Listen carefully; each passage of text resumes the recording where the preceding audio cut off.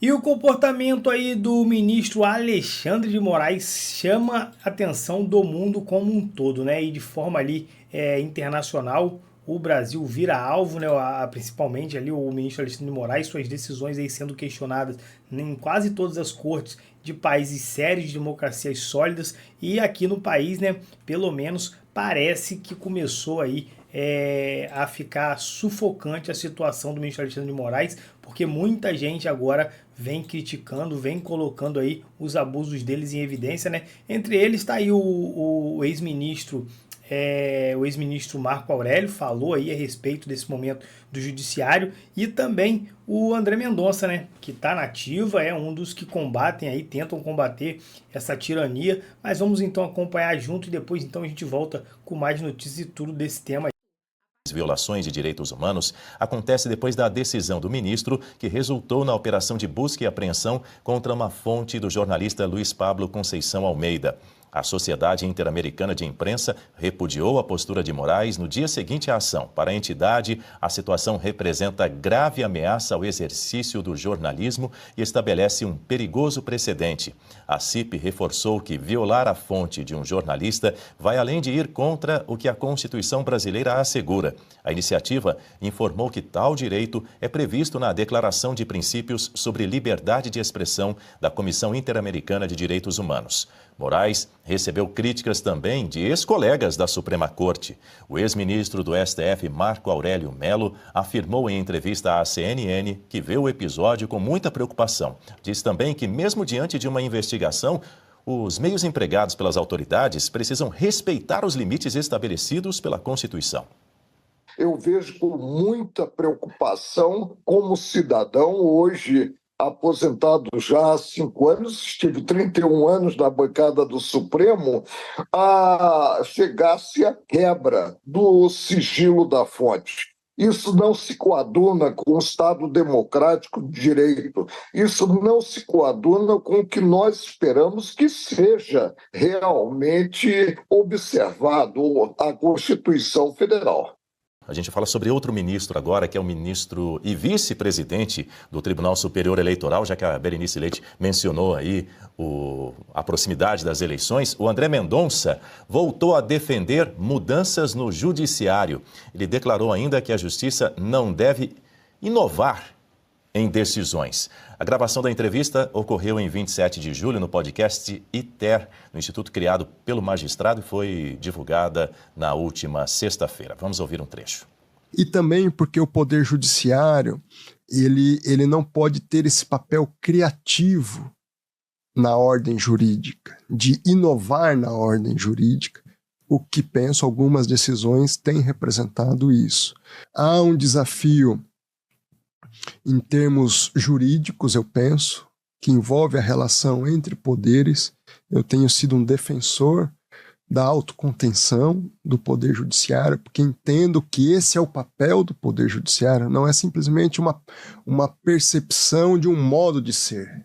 Entendo que esse deva ser o modo de ser do Poder Judiciário. E explico por quê. Primeiro, porque nós temos 3 poderes. Então, o poder não deve ter uma sobreposição de um poder sobre o outro. Entendo que um ativismo ele evidencia uma sobreposição.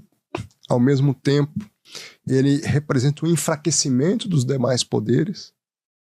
Guta, além do que ouvimos aí agora do ministro André Mendonça, ele também defendeu a imparcialidade naqueles casos do Banco Master e do INSS, ambos que estão sob relatoria dele. E aí, ao abordar a condução desses processos, ele afirmou que o magistrado precisa manter distância tanto de interesses políticos quanto de eventuais pressões externas e também avaliar os elementos reunidos nas investigações de acordo com o que consta nos autos.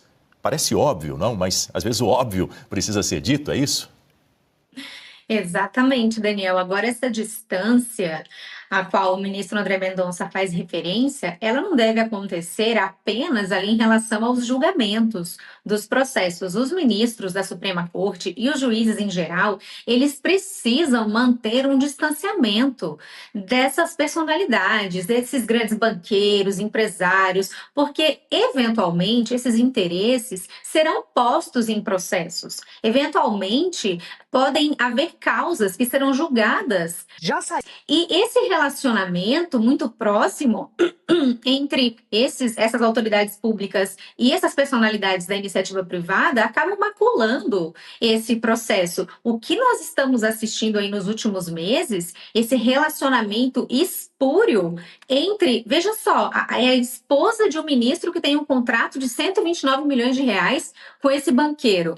E não existe nenhum tipo de constrangimento com esse processo ali na corte. O ministro sequer trouxe essa informação, isso foi descoberto por um vazamento e agora quem vazou está sob o escrutínio aí da Polícia Federal. O próprio relacionamento ali do ministro Dias Toffoli com a questão do resort Itaiaia, quando ele nem podia ser administrador do resort, ser o dono, proprietário. E todas as informações que foram reveladas, aqueles vídeos, as conversas, tudo ali dá conta de que, de fato, a participação ali do ministro não era de um sócio oculto, alguém que tinha alguma participação. Não, ele era, ao que tudo foi revelado, de fato, o proprietário, aquele que administrava aquele empreendimento, que inclusive tem até um cassino lá dentro, né? Agora, 2 pontos também que o ministro André Mendonça relata, na verdade, a consequência de um ponto que ele trata, que é a questão do ativismo, do judiciário não poder ter criatividade, não poder inovar. Nós temos pelo menos 2 exemplos. O Marco Civil da Internet, quando o Supremo não só declarou a inconstitucionalidade parcial do artigo 19, mas quando ele também criou uma série de regras que devem ser vistas e atendidas pelas plataformas digitais e pelos usuários. E também a questão da TPF das favelas, onde o Supremo entra na política pública, entra como que o Executivo vai atuar, como que a polícia vai atuar nas suas operações. Isso não é papel do Poder Judiciário. Suano. Daniel, o André Mendonça cada vez mais se apresenta como uma espécie de oásis naquele deserto que se tornou o STF. Estou dizendo que ele é um gênio, estou dizendo apenas que ele se apresenta genialmente e por isso ele é um oásis. O que ele está dizendo é exatamente o que a sociedade está criticando. Não dá mais para você ter um Supremo Tribunal Federal que executa funções que não deveriam ser dadas a ele, dentro de um sistema político que permite os abusos do STF. E, por exemplo, como foi bem citado, ele está atuando em ações que não lhe dizem respeito, mas exatamente pelo fato de que o Supremo Tribunal tem uma função recursal. Ele praticamente disse isso. Está na hora de nós acabarmos com a função recursal do Supremo Tribunal Federal. Não tem mais como nós termos isso. A única discordância que eu teria é quando ele diz da autocontenção. É que ele é um homem muito elegante, ele sabe que diante desse sistema político ele tem que ser mudado inteiro para que possa haver realmente uma nova lógica do sistema de pesos e contrapesos. É exatamente porque você não tem um sistema de pesos e contrapesos funcionando adequadamente que você tem o ativismo judicial decorrente da judicialização da política, porque foi aí que começou o ativismo judicial. Quando um simples partideco qualquer não gosta da decisão, incluindo nas decisões o silêncio do legislativo, e vai e judicializa e dá ao STF o dever e o poder de ficar falando o que quer que seja. Poder adquirido você não devolve.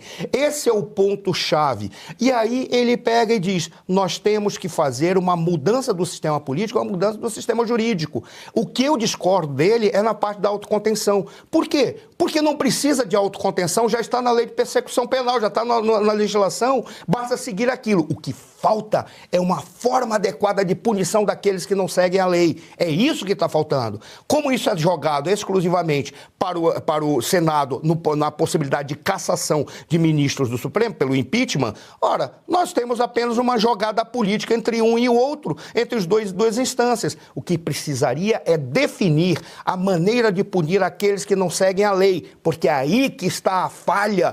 Talvez você descolar o CNJ do STF seria uma solução, mas aí você estaria criando um quarto poder, que seria uma espécie de poder moderador. É uma lógica que tem que ser feita. para resolver sem criar aumento, sem aumentar nada, você precisaria apenas de uma coisa: acaba com a função recursal do Supremo Tribunal Federal. STF deveria apenas dizer o seguinte: responde, é constitucional ou não. Se é constitucional, segue. Se não é constitucional, volta para o poder que deve tratar daquilo que é a legislação, que é o legislativo. Rapaziada, então tá aí, vocês acompanharam, né, o que vem acontecendo na política brasileira. Realmente é de chocar a população, é de chocar ali a mídia internacional.